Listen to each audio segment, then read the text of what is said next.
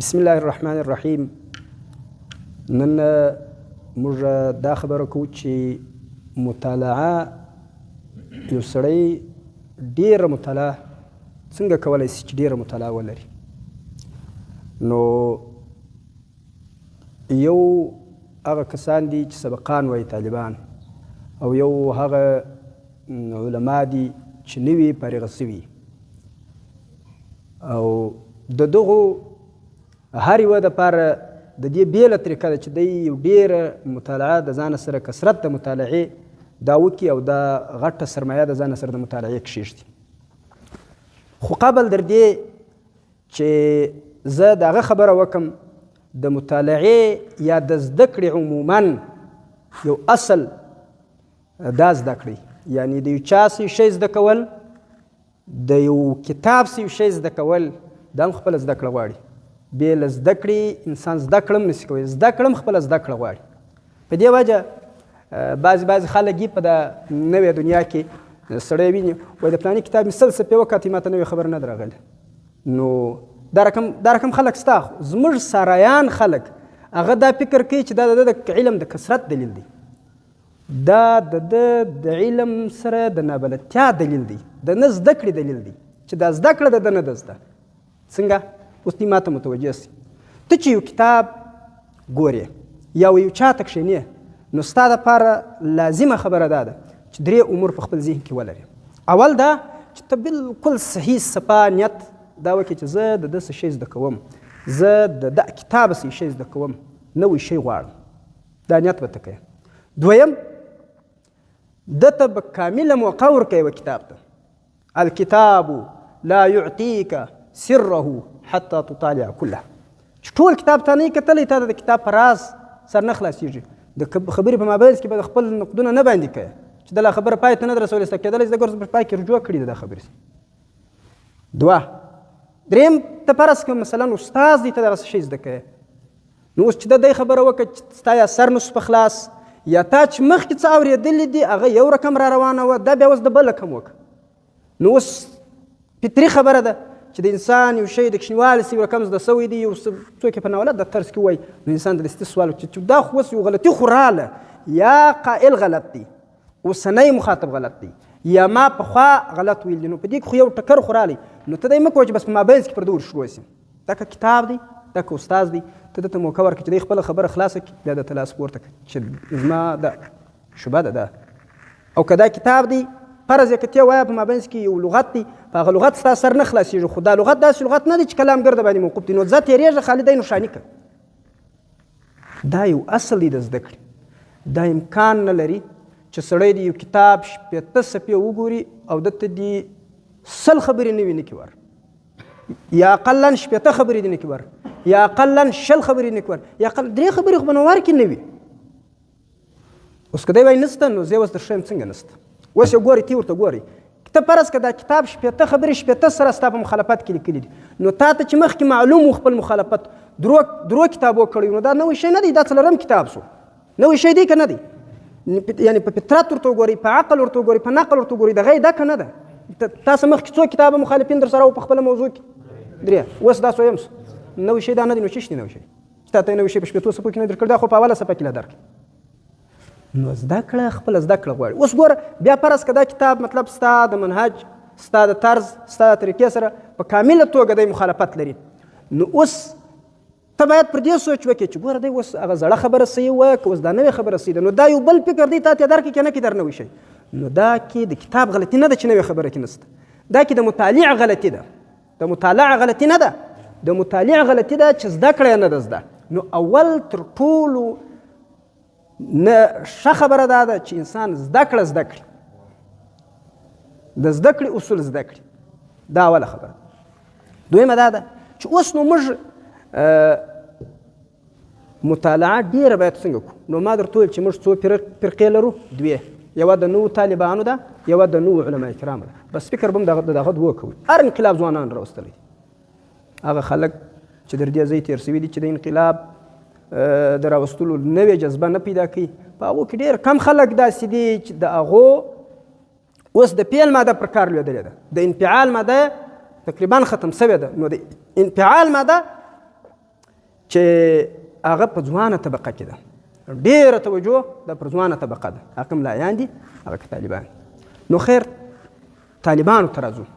طالب څنګه کولی شي چې خپله ډېره مطالعه وکړي او په یو داسې وخت کې چې دی په خامسه کې دی داسې مباحث وکړي چې د غټو علماو نمونه پیش کړي، د غټو علماو آراوې پیش کړي، د غټو علماو کتابونه وګوري، نو دا ډېر په اسانۍ سره کېدلی شي.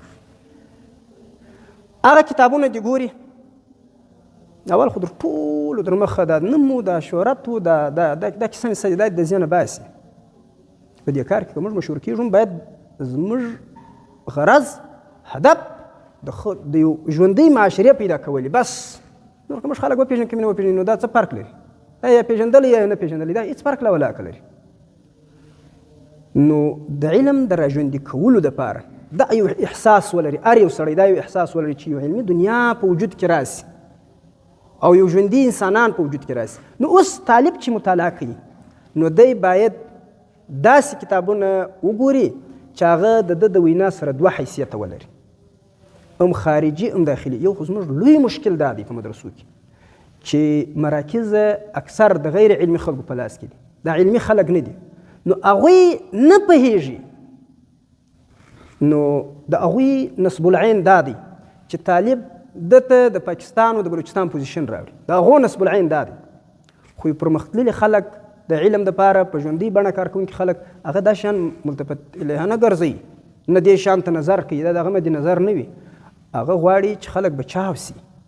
دا سړی دا ګوره په سلو طالبانو کې دی اول نمبر راغلی دی، اوس ته پر دونه پرېشر راولې چې دی په 10,000 طالبانو کې اول نمبر راولې. دا سړی چې ملا سو بله به لیونی انشاءالله العزیز، او اکثره د هغې سوي دي. ځکه دی چې کوم دا نو د دې کار دپاره باید که په چا کې خپل صلاحیت وي، هغه دا ویني چې زه د هغو نه صلاحیت لرم، کولی شم در خپل ځان زیات بوج نه وړم، په خپل طبیعت باندې چې په خپل وخت کې کار وکړم، هم زه یو اندازه قدر زیادتي راسه غواړي، نو هغه ته بلکل وکړي. دا دې وکړي چې هغه به د پاکستان نه د ګرد دنیا سطح دې راوړي، او دا امکان لري چې سړی دې ته وخت ورکړي. یوه مدرسه دی نه ده چې د پوزیشن نه څه دې پاتې شي، یوه مدرسه هم دی نه ده په ټول پاکستان کې چې هغه دې د پوزیشن نه څه پاتې شي. حتما به یو څوک داسې پیدا کېږي، خو دا خلک پر دا ځای ناست خلک غواړي د زړه درد په ورګټ شي، بیا دا شی کېدلی شي. خو دا فلسفه صحیح نه ده، دا هلته خلکو ته تاوان کوي. په دې وجه دا نیت د زړه وباسه، خو دا نیت وکړه چې زه په وسا باندې ښه مطالعه کوم. څنګه کولی شي داسې کتابونه په ګډ کړه چې خارجي او داخلي حیثیت دواړه وي. ته فرض کړه ته د مختصر القدري طالب یې، نو ته د مختصر القدري سره باید خپله مطالعه چې هم مختصر القدري جوړه شي او هم ستا مطالعه جوړه شي، نو ته باید د مختصر القدري سره لباب وګورې. که در راغلی څه ډېر کولی شي، نو په کار دا دی چې د قدري سره جوهرة النیره دا وګورې. که ته د کنز طالب یې، نو ته باید د کنز سره نهر پایق وګورې. که لږ لا نور قوت در کې سته، نو تبیین باید وګورې. ضرور نه ده چې ته دې ټول وګورې، ستا دې په ټول سر خلاص. خو داسې وګوره په ګرده صفحه کې خو دې په یوه مسله سر خلاص، نو خو بس د هغه مطالعه ده. او بیا ته تفسیر وایه، نو ته په تفسیر کې دی وکړه که ته ګرانه مطالعه جوړوی سي، ته یعنې ګران شی جوړوی سي، ستا مزاج داسې دی چې ګران کتاب خوند درکړي. د ځینو خلکو مزاج دا رقم دی چې ګران کتاب خوند درکړي. زما خپل مزاج دا دی ما ته ګران کتاب ښه خوند درکړي. چې څونه ګران یي بد نه دي جوړېږي، سر دې مې نه وي په خلاص، خو ما ته بس ګران کتاب ښه خوند درکړي. د ځینو خلکو بیا اوس په طالبانو کې هم د ځینو خلکو دا مزاج دی چې شی ګران هلته په عبارت کې دی ټینګ ولاړ. دا ستا دا چې سړی وګوري چې سړی طالبان دا رقم وروځي لکه درختې چې یو باغوان روځي، بیا هغه چاته دا ورمعلومېږي. دا راکورکۍ به د طالبانو کې داسې مزاجونه شته. نو ته باید بیا سپوت و تفاسیر پر کار واچو، اسانه شی دی. مدارک پر کار واچو په تفسیر کې، اسانه شی دی. رابعه طالب هم کتی، خامسیه ده هم کتی، د سادسیه ده خو لا دلته بیا دغه سلسله ختمېږي. ثالثه، رابعه، خامسه دا کسان په تفسیر کې په دا شی باندې کار کوی شي.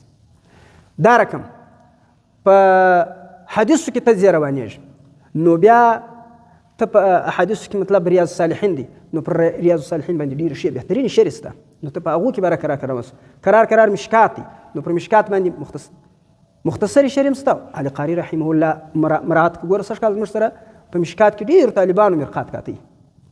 نو اوس مرقات ګورې صحیح دی، په 500 صفحو کې خو بیا په نیمه صفحه سر خلاص، نو دا نوی شی دی که نه دی؟ نو د ده دپاره دا یو شی دی. طالبان دا رقم کولی شي چې خپله مطالعه دا راډېره کړي. خو دا به دی څنګه کوي؟ دا به دی د یو استاز، او په هره مدرسه کې قابل استادان شته. دی مدرسه نشته چې قابل استادان نشته پکې، دی مدرسه نشته پکې چې داسې خلک نشته چې د مطالعې سره شوق نه لري. مشکل یې دا دی چې کتابي خلک شاته دي. دا زموږ ډېر لوی مشکل دی د معاشرې، چې موږ کتابي خلک دا کښته وو او یا په مدرسه کې ماحول دا رقم جوړ دی چې هغه کتابي خلک دي د هغو خپل د هر کتابي سړي مزاج خپل هم ګوښه نشینې ده خپل مزاج هم دی نو څه یې له مدرسه مې یوه جټکله مدرسه مې پسې ورکړې بس بدله دغه قدر کیسه دي ول چیشت راخیستې دي سړی په هغه پاپړې په شا ولا بل په لغته ویل دا دې چیشت راخیستې ول چې یوه لغته یې علاوه هېڅ شی مې هم نه دي راخیستی نو دا رقم دی چې دغه یو فقط بس دغه د دې یوه جټکله پسې ورکړې بس دغه خلک ختم دي بله خو نو په هره مدرسه کې عشاق سته د کتبو د هغو سره باید په دا رقم یو ماحول کې جوړه شي دا مطالعه د هغه په رهنمایي کې روانه شي او بله دا ده چې د دیوبندي علماو چې پر هر شیانو باندې پر هر شي باندې د دې کارونه شته د دیوبندي علماو په عربي کې پر هر شي باندې کار شته یعنی په حدیثو کې چې د حدیثو مکمل کتب شته او د هغه رقم ګوره د معانی الاثار شرح معانی الاثار او داسې موطاوي پر دې هر یوه باندې دیوبندي علماو خپل کارونه کړي دي بس د دیوبندي علماو دغه کتابونه به کرار په حدیثو کې په کار واچو دا به د انسان لپاره د مطالعې زیادت وي اوس په مطالعه کې بیا دویم شی یو کمال خو کثرت او جمع ده خو جامع سړی نادري کوي جامع سړی دا بیا چیش کوي نادري کوي نادري چې دی نادري به سړی څنګه کوي نادري به په دې مجلس کې کوي چې په هغه مجلس کې فقط هغه خلک ناست دي چې د ده سره ذهناً دا موافق وي د ټولې دنیا پر مخ په سړی نادري نه کوي ته فرض که اوس موږ دې په کراماتو کې ډېر نادر کرامات لرو زه هسې دغه اشاره کوم اوس وایم فتوحات مکیه راواخی په فتوحات مکیه کې چې په اول جلد کې انسان وګوري د انسانانو یې دونه نادر قسمونه جوړ کړي دي دونه نادر انسانان دی وایي زه بعضې کې پېژنم د ویګران کې پېژنم چې عملي دا کار کړي چې په فکر یو دنیا قایموي په خارج کې وجود لري بیا هغه سره داسې خلک په دې دنیا کې دی وایي تېر دي خو دا کیسه باید زه چیرې وکړم اوس ما داسې دا مبهمه وکړه خو خیر دی هغه که بیا زه تفصیل ورکوم نو زه باید چیرې وکړم دا تفصیل نو زه باید دا خلک مراعات کړم چې کوم خلک ماته ناست دي دا د ټولو خلکو ذهن یې وړي نه وړي د خلکو ذهن دا مراعاتول ضروري دي ځکه بیا موږ خو راغلي د دې دپاره یو زموږ ذمهواري خو دا ده چې د خلکو دپاره د هدایت لارې برابرې کړو او که چیرې اوس موږ دی خبرې کوو چې که هغه که ته نادره خبره کوې نو هم ته بیا په یو معقول انداز باندې کوې ته بیا څنګه کوې په یو معقول انداز باندې بیا کوې ته دا غواړې چې مطلب چا په لږ وخت کې دونه مسافت وکړي د مکې مکرمې څخه پاکستان ته راورسېدی نو ته په مخلوق کې یو بل مثال لرې د دې لپاره اول رمې چش دی لمر دی لمر خو هم د الله تعالی یو مخلوق دی څونه مزل کوي او دا رقم په دې اوس په ژوندۍ دنیا کې موږ دا یو فلال اعراض دا رقم منتقل کېږي اوس په دا منټ کې سړی په امریکا کې ګایږي په دې منټ کې د لیه په پاکستان کې لیدل کېږي نو د دې څه زما غرض دا نه دی چې د دې زما غرض دا دی چې یو مطالعې والا شخص باید یو عقلي انسان د عقل دا درک کولی شي چې زه کومه خبره باید پر کوم میدان وکړم بیا دی خپل کار مخ ته وړلی شي کنې د خلکو تنقیدات به د ده به دفاع وي بله په دفاعي حالت کې یو کار نه کېږي او یو مطالعه سړی هغه باید روان وي ولاړ نه چې بیا هغه یو څه ورته یو بل څه ورته دی باره دا فکر وکړي بس زه په چا کار نه لرم خلک چې وایي هغه دې وایي د دې ځایه څه د دین تخریب بیا واقع کېږي ځکه پر ډېرو خلکو به بیا خلک بدګمانه شي پر هر چا به بدګمانه خیر بهرحال دا خو دا خبره سوه چې ستا جمع چې وسوه فقط جمع تا ته پیدا نه کوي باید ته نقد هم ولرې نقد به بیا څنګه کوې ګوره تا یو مسله ستا زده کړې ده اوس نوې خبره تا ته په کتاب کې راغله نوی سړی تا ته په کتاب کې نوې خبره وکړه ستا خبره زړی در باطله نو ته دا هم دلته کښېږده دا هم دلته کښېږده اوس پر دې موضوع باندې بیا روان سه یا دغسې یو خبره ده ته د مثال په توګه زه اوس یو مفعول به چی شته وایي تعریف یې چی شته چې پر ده باندې د فاعل فعل واقع سوی ما وقع علیه فعل الفاعل اوس د مثال په توګه دا په نحوه کې یو مسله ده اوس زما په ذهن کې نن ماخستن اوس سوال راغلی خلق الله السماوات والارض خلق الله السماوات نو د مفعول به تعریف ته چې زه ګورم زه چې مثال وایم دغه مثال دی ضربت زیدن زید مې ووهل نو اول زید موجود و زما وهل باندې راغله پر د واقع کېږي خلق الله السماوات کې اول اسمانونه موجود ول بیا الله تعالی پیدا کړل که د اسمانونه به سم د الله تعالی پیدا کړل ښه نو د مفعول به تعریف پر صادق دی که نه دی پر صادق دا یو سوال دی در سره کښېږدي به الله چې څه خلک زما خبره اوري ټولو ته سوال دی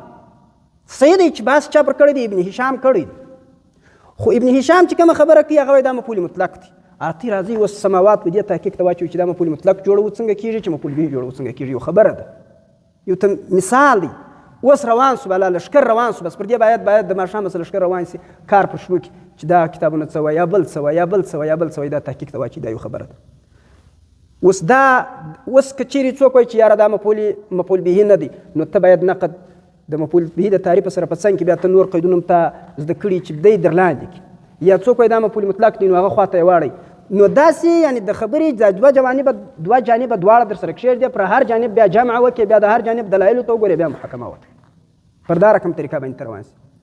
او دویمه خبره دا ده چې په نقد کې ته باید څنګه نقد وکړي. نو نقد خو انسان د بېلابېلو خلکو سره نن دنیا خو شرق و غرب سره یو دي، یو کلی دی، یو کور دی، یوه خبره نه پټېږي، ټولې ښکاره دي. نو نقد باید زه څنګه وکړم؟ نو ګوره ته یو نقد کوې پرې چا باندې؟ یو سړی غیر مقلد دی، نو غیر مقلد هغه پر امام صاحب باندې نقد کوي. ته بالا راولاړ سې، زه یم راولاړ سم، زما په ټوله دنیا کې د کوثري صاحب د کتابو سره ډېره مینه ده، نو زه اوس په کوثري صاحب درته جواب ورکوم. دا اوس معقوله خبره ده؟ نو دا خو مصادرت علی المطلوب دی. هغه امام صاحب نه را سره مني، زه اوس امام کوثري صاحب په منمه. هغه زما سره جساس نه مني، هغه شامي نه را سره مني، زه شامي په چا ورته ثابتوم؟ په کوثري صاحب ورته ثابتوم.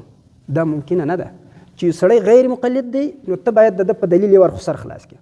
پس د هغه و ده ته الباني پیش کړه، ده ته الباني مقبول دی. یعنې ته د مخالف ته به هغه شی پیښوې چې ده ته خو خصم ته چش وي، مقبول وي. ته به په نقد کې دغه رقم شیان ګورې، په خپل نقد کې خپل مخالف ته به ګورې، بیا به د هغه په خلاف نقد دپاره مطالعه جمع کوې. داسې به نه کوې چې هغه چې هېڅ نه سره لګېږي، نو هغه وایي نو ستا او د هغه پر ما هېڅ فرق نشته. په دې خبره باندې پوه شوست؟ او دا رقم اوس یو خبره ده صوفیه کرامو مبارکو کړې ده. اوس د صوفیه کرامو خبره بیا هغه خبره تا ته معلومیږي داسې چې یاره ده یا معاشره د دې خبرې څخه راپېږدي. صوفیه کرامو خبرې خپل محامل لري په خپلو ځایونو کې، خو بعضې داسې دي هغه چې هغه د عامې معاشرې نه دي، معاشره یې نشي وړلی. بیا د دې خبرو په وجه باندې خلک انکار وکړي، هغه د انکار والا خلک خرابېږي. اوس به ته څنګه کوې د صوفیه کرامو دا خبره ته په هغه مولوي صاحب خو په دې نشي پوه کولی چې په پرېږدي، او دا غواړي چې دا خبره پاتې سي. نو څنګه به کوې؟ اوس به دی نه کوې چې ته د ابن تیمیه خبره پر اخر د صوفي خلاف پیښې. دا اوس خبره ده. نو یاره ته د صوفیه خبره د صوفیه و کنې دا د ابن تیمیه و د ابن قیم و د ابو عبدالله الانصاري و، دا هم د تصوف یو برخه ده. دا تصوف هم دی لکه د منطق کتابونه د دې دا بیلګې ځله مختلفې دي. دا د ابن عربي رحمه الله او د نابلوسي رحمه الله او شعراني رحمه الله او دا یو شاخ دی. دا د ابو اسماعیل هروي رحمه الله او دا بل دا په دې کې هم دغه رقم فرقونه شته. دا هم د صوفي او د ابو اسماعیل الهروي دا ډېر لوی صوفي تېر شوی دی.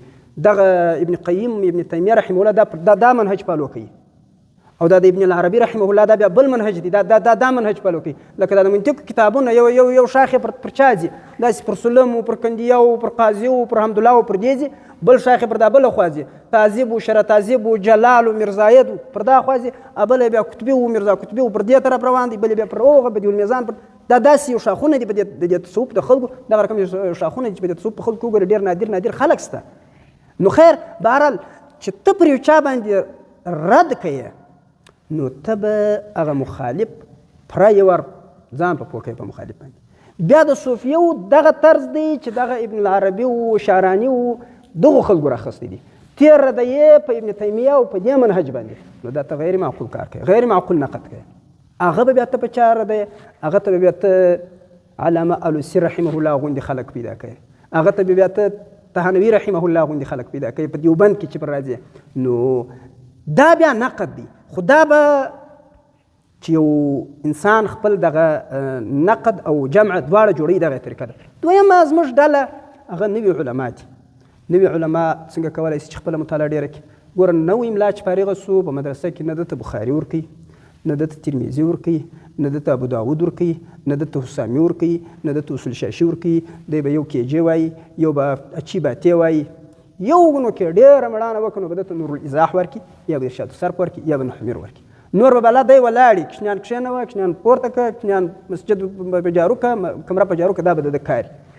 په دې حالت کې به دی خپل سفر ته جریان داسې ورکړي چې د ده سره اوس نورالزا ده، نو دی د مراقي پر کار واچي، دی د حاشیة التحتوي پر کار واچي، دی د بالا لږ جوهرة النیره د وسله پر کار ورسره واچي، بیا چې کله د نورلیزا دی وایي د 3 شرې 4 شرې مکملې شوې، بیا راځي دی مختصر کودې ته په 2م کال، بیا د دی جوهره او دا شان، بیا دی راځي کنز ته دا شان دی په کار واچي، بیا دته په ثانیه کې ترجمه ورکوي، نو دی د تفاسیر وي غټه مجموعه د ځان سره دغه کې خو سره خو اسانه کتل کېږي، بیا با استعداده خلک دي، نوي خلک خو ډېر با استعداده خلک شته. نو پر دا رقم باندې که دی 8 کاله درس وکړي د ده سره به ډېره غټه جمع پرته. یو بله یوه خبره په مطالعه کې دا په ښه زده کړي چې کتاب استیعابا وایست، کتاب استیعابا وایست، پرایه وایست. دا مه کوئ چې بس ما دې 15 صفحې ځینې واړولې 15 خبرې دې کې وکتلې بله دغه 15 خبرې ته بیا بل ته رسئ. کتاب چې استیعابا وایه په هغه کې بیخي ډېرې ګټې دي. خو دا یو بحث و. په دې کې یو بحث بل مهم دی چې په خلکو موږ څنګه کولی شو چې کتابونه په وګورو، څنګه کولی شو چې خلک د کتابو عاشقان کړي. اوس فلحال الحمدلله زموږ په دا دوره کې موږ ټول کتاب ګوري که نه ګوري زموږ ملګري، خو موږ زه ورته وایم هم نه چې کتاب ګوره، زه ورته وایم چې کتاب ګوره. ما اوس د کتاب ترغیب چلولی دی.